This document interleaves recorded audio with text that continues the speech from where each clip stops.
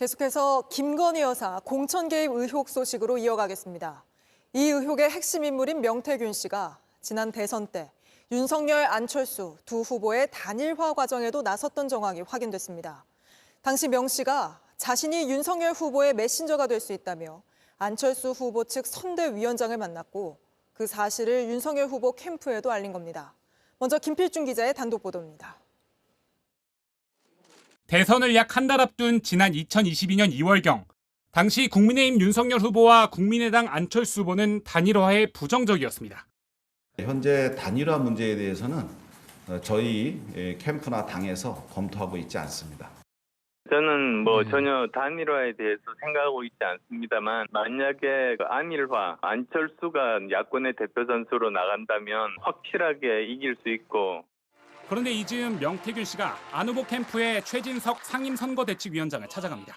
단일화를 중간에 자기가 메신저를 하고 싶다. 그런데 그때는 우리 당에서도 단일화에 대한 우리 당에서도 그게 아직 결정이 안 돼 있었거든요. 최 위원장은 명 씨를 여의도의 한 카페에서 만났는데 명 씨는 본인을 이렇게 소개했다고 합니다.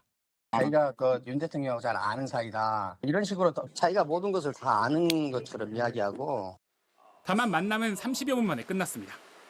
자기가 다 할 수 있다. 다 또 얘기가 된다. 이렇게 얘기하는 거는 좀 믿기 어렵지 않겠어요? 명 씨는 윤 후보 캠프에도 최 위원장과 만난 이야기를 한 것으로 파악됐습니다. 당시 윤 후보 캠프 핵심 관계자는 명 씨가 최 위원장을 만나 단일화에 심각한 역할을 했다고 해서 의아했다. 아직 후보 단일화에 부정적이었던 시기였다고 밝혔습니다. 두 후보는 대선 직전 실제로 단일화를 했습니다. 다만 당시 후보 단일화를 담당했던 장제원 이태규 전 의원은 명 씨에 대해 들어본 적 없다고 밝혔습니다. 명 씨에게 관련 내용을 묻기 위해 수차례 연락했지만 답변이 없었습니다. JTBC 김필준입니다. 지금부터는 예고해드린 대로 저희가 단독 취재한 내용 전해드리겠습니다.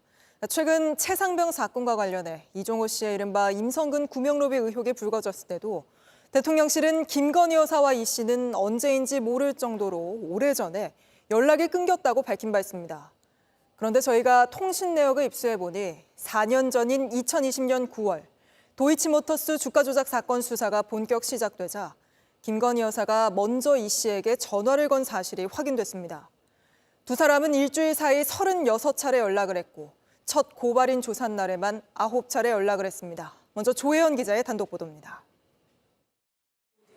JTBC가 입수한 휴대전화 통신 내역은 2020년 9월 23일부터 10월 20일까지 한 달치입니다. 김건희 여사와 블랙펄 인베스트 전 대표인 이종호 씨가 주고받은 통신 내역이 담겨 있습니다. 이 씨는 주가 조작의 핵심 인물로 1심과 2심에서 모두 유죄를 받았습니다. 첫 연락은 9월 23일입니다. 검찰이 주가 조작 사건 고발인으로 황희석 전 법무부 인권국장을 이틀 뒤 소환 조사한다는 게 언론에 알려진 바로 다음 날입니다. 오후 5시 13분에 김 여사가 먼저 전화를 걸었습니다. 이렇게 23일에 전화는 3번, 문자는 1번 주고받았습니다. 다음 날인 24일에는 전화 7번, 문자는 3번 오갔습니다. 황 전 국장을 고발인으로 조사한 25일에는 9번이나 통화했습니다. 이렇게 두 사람은 9월 23일부터 9월 30일까지 일주일 사이에 36번 전화와 문자로 연락했습니다. 검찰은 2020년 4월 고발장을 접수하고도 5달이 지난 9월에서야 고발인 조사를 하며 본격적인 수사에 나섰습니다. 그러자 김 여사가 주가 조작 사건의 핵심인 이 씨와 집중적으로 소통한 겁니다. 그 뒤에도 검찰에 대한 국정감사 무렵인 10월 5일과 6일에 3번, 당시 추미애 법무장관이 윤석열 검찰총장의 도이치모터스 주가 조작 사건의 지휘권을 박탈한 다음 날인 10월 20일에도 통화했습니다. 한 달간 40번 가운데 김 여사가 먼저 연락한 건 25번이고 이 씨가 한 건 15번입니다. 통신 내역에는 통화가 지속된 시간은 나와 있지 않았고 상대방이 통화 중이거나 부재 중이어서 통화가 연결되지 않은 경우도 포함됐을 수 있습니다. JTBC 조혜연입니다. 보신 것처럼 중요한 수사 국면에서 김건희 여사와 이종호 씨 두 사람이 통화하고 문자를 주고받은 사실이 확인됐습니다. 그때 무슨 대화가 이뤄졌는지가 특히 중요한데 이종호 씨는 검찰 조사에서 도이치모터스 주식 거래와 관련한 통화였다고 진술한 걸로 확인됐습니다. 이어서 박현주 기자의 단독 보도입니다. 이종호 씨는 미등록 투자자문사인 블랙펄 인베스트의 전 대표로 도이치모터스 주가 조작 사건의 핵심입니다. 이 씨 회사 직원의 컴퓨터에선 김건희 여사의 계좌들이 담긴 이른바 김건희 엑셀 파일이 나왔습니다. 최상병 사건 수사 외압 의혹과 관련해 임성근 전 사단장의 구명로비 의혹의 중심에 있기도 합니다. 그동안 이 씨는 김 여사와 연락할 방법도 없다고 했습니다. 도이치마스터스 사건 이후에 너무 오래됐지 않습니까? 그랬다가 이게 이제 뭐 무혐의도 받았다가 여사님이 되는 상황에서 이게 문제가 불거졌고, 그래서 뭐 그 이후에는 뭐 제가 연락할 방법도 없고 뭐 연락처를 모르니까. 앞서 대통령실 관계자도 김 여사와 이 씨는 언젠지 모를 정도로 오래전 연락이 끊겼다며 이종호 씨의 통화 기록에 아무것도 없을 것이라고 말한 바 있습니다. 2020년 9월 김 여사와 직접 연락한 것을 묻자 이 씨는 김 여사의 직원들이 전화와서 자료에 대해 물었을 뿐 김 여사 본인과 통화한 적은 없다고 말했습니다. 하지만 JTBC가 확인한 이 씨의 검찰 진술은 전혀 다릅니다. 이 씨는 권오수 전 회장이 김건희 여사가 계속 전화해서 물어보는데 당신이 좀 알려주라고 했었다며 그 뒤 모르는 번호로 김건희입니다 하면서 전화가 왔었다고 진술했습니다. 통화 대상이 김 여사였다는 것을 명확히 한 겁니다. 특히 이 씨는 김 여사와 통화는 도이치모터스 주식 거래와 관련된 내용이었다고도 진술했습니다. 2020년 9월에 두 사람의 휴대전화 통신 내역은 대통령실과 이 씨의 해명과 차이가 있습니다. JTBC 박현주입니다. 검찰 수사가 본격 시작되자 김건희 여사와 주가 조작의 핵심 인물인 이종호 씨가 수십 차례 연락을 했고, 특히 김 여사가 먼저 접촉을 시도한 걸로 확인되면서 파장이 예상됩니다. 이제껏 김 여사 측이 해온 해명과도 또 이 씨의 해명과도 거리가 있다는 지적이 나올 수 있기 때문입니다. 이번 사안 취재하고 있는 법조팀 연지환 기자와 좀 더 짚어보겠습니다. 자, 연 기자, 먼저 두 사람의 통신 내역은 검찰도 확보를 한 것이죠? 네, 맞습니다. 검찰도 이 자료를 확보했고요. 이 내역을 바탕으로 이종호 씨에게 왜 통화를 한 건지, 내용은 뭔지 등을 조사했습니다. 이 과정에서 저희가 취재한 바에 따르면 권오수 전 도이치모터스 회장이 중간에서 김 여사한테 전화가 올 거다 이렇게 다리를 놨고요. 실제로 이 씨와 통화가 이루어졌습니다. 이 씨도 검찰에서 김 여사가 자료를 봐달라면서 보냈고 직원에게 검토를 지시했다 이렇게 진술을 했습니다. 네, 그런데 일주일 사이에 36차례나 연락을 했다면 상당히 많이 한 거 아닙니까? 네, 그렇습니다. 통신 내역을 조금 자세히 뜯어보면요. 2020년 9월 30일 추석 연휴 첫날이죠. 이날에는 오전과 오후에 걸쳐서 5번 통화를 주고받은 것으로 나옵니다. 네. 아침 8시 무렵이나 밤 10시 35분, 그리고 밤 11시 44분에 이렇게 늦은 밤에도 연락을 주고받은 적도 있습니다. 그만큼 자주 김 여사와 이 씨가 연락을 주고받았던 것을 알 수가 있습니다. 다만 앞선 리포트에서 말씀드린 것처럼 이 기록에는 통화 지속 시간이 들어있지 않기 때문에 닿지 않은 연락의 횟수도 포함되어 있을 수 있습니다. 네, 근데 특히 주목할 만한 부분은 이게 첫 고발인 조사가 이뤄지던, 그러니까 수사가 본격적으로 시작되던 시점에 이뤄졌다는 거잖아요. 네, 맞습니다. 황희석 전 법무부 인권국장이 도이치모터스 주가 조작 사건을 고발한 건 2020년 4월입니다.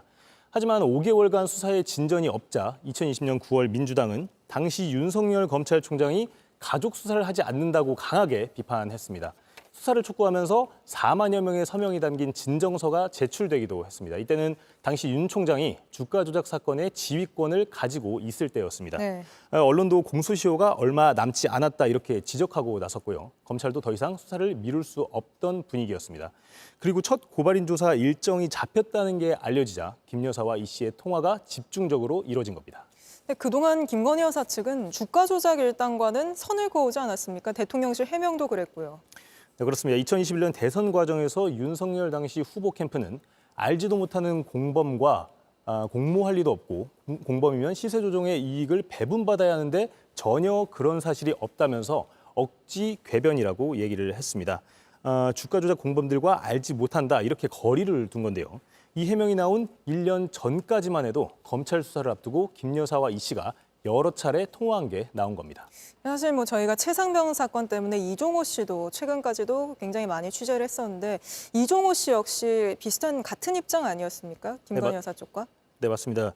이 씨는 주가 조작뿐만 아니라 최상병 순직 사건에서 임성근 전 사단장의 구명 로비 의혹에도 등장을 했었습니다. 그렇지만 김 여사와 관련해서는 직접 연락한 적이 없다 이런 입장을 유지해 왔습니다. 하지만 시점을 2020년까지 벌려놓고 보면 연락했다는 기록이 지금 나온 겁니다. 두 사람이 연락해서 어떤 대화를 했는지가 중요한데 거기에 따라서 김건희 여사가 이 주가 조작 사실을 인지하고 있었는지 그 여부를 확인할 수 있지 않겠습니까? 네, 그렇습니다. 김 여사 측은 그동안 주가 조작의 공범들과 선을 그으면서 계좌를 맡겼을 뿐이다 이런 입장을 유지해 왔습니다. 그런데 고발 사건의 통상 절차인 고발인 조사를 두고 소통이 집중적으로 이뤄진 기록이 이렇게 나오면서 새롭게 주목이 되는 건데요. 이런 소통이 검찰 수사에 대비한 것은 아닌지 따져봐야 하기 때문입니다. 다만 구체적으로 주식 거래의 어떤 부분에 대해서 김 여사와 이 씨가 연락을 한 것인지에 대해서는 좀 더 취재가 필요합니다. 이 부분은 계속 추가 취재를 하고 있고요. 후속 보도를 이 자리에서 할 계획입니다. 네, 김 여사 측, 대통령실 입장은 들어봤습니까? 네, 그렇습니다. 대통령실을 통해서 김 여사 측의 입장을 물어봐 놓은 상태인데 아직 답은 오지 않고 있습니다. 네, 알겠습니다. 나중에라도 오면 저희가 또 전해드리도록 하겠습니다. 오늘은 여기까지 들어보죠. 연지환 기자였습니다. 먼저 200년 만에 폭우가 핥히고 간 남부지방의 피해 상황부터 정리해드리겠습니다. 정진명 기자입니다. 이삭이 누런 벼가 바닥에 납작 쓰러졌습니다. 흙탕물이 덮친 논에는 추수할 게 거의 안 남았습니다. 3분의 1 떨어지고 이제 배멸구 마이성 먹은 사람은 이제 그야마 반절도 안 나와 수확이 형편없어. 지난 19일부터 사흘 동안 전남에는 400mm 넘는 비가 쏟아졌습니다. 8,100헥타르 넘는 논의 벼가 쓰러졌고 최소 840여 헥타르가 피해를 입었습니다. 논밭뿐 아니라 마을도 쑥대밭이 됐습니다. 저수지 뚝 한쪽이 무너지며 물은 마을로 쏟아졌습니다. 흙과 돌을 퍼내고 다시 쌓는데 중장비 등 10여 대가 동원됐습니다. 쓸려 내려간 가장자리 돌덩어리는 하천 물길을 막았습니다. 작은 다리에도 나뭇가지와 쓰레기가 걸렸습니다. 그걸 치우자 겨우 물이 다시 아래로 흐릅니다. 마을로 들어가는 길은 불어난 하천물에 쓸려나가 20여 미터가 끊겼습니다. 전남에서만 집 520채가 물에 잠겼습니다. 물이 가득 찬 지하실 배수 작업은 종일 이어졌습니다. 허리까지 찼던 가게에 물은 빠졌지만 가재 도구는 다 버려야 합니다. 그 물이 여기 허리까지 찼어요. 그래가지고 방으로도 많이 들어가고. 팔지 못한 물건을 정리해보지만 아직 남은 게 한가득입니다. 저쪽 가게는 지금 손도 못 댔는데 물이 지금 저기도 차갖고 있는데. 경북 울릉군에서는 울릉 일주도로에 600톤의 흙과 돌이 쏟아져 내렸습니다. 종일 치워야 했습니다. 남부지방에 쏟아진 때 아닌 폭우. 복구는 언제 끝날지 기약이 없습니다. JTBC 정진명입니다. JTBC 뉴스를 시청해 주셔서 고맙습니다. 저희는 저녁 6시 50분 뉴스룸에서 뵙겠습니다.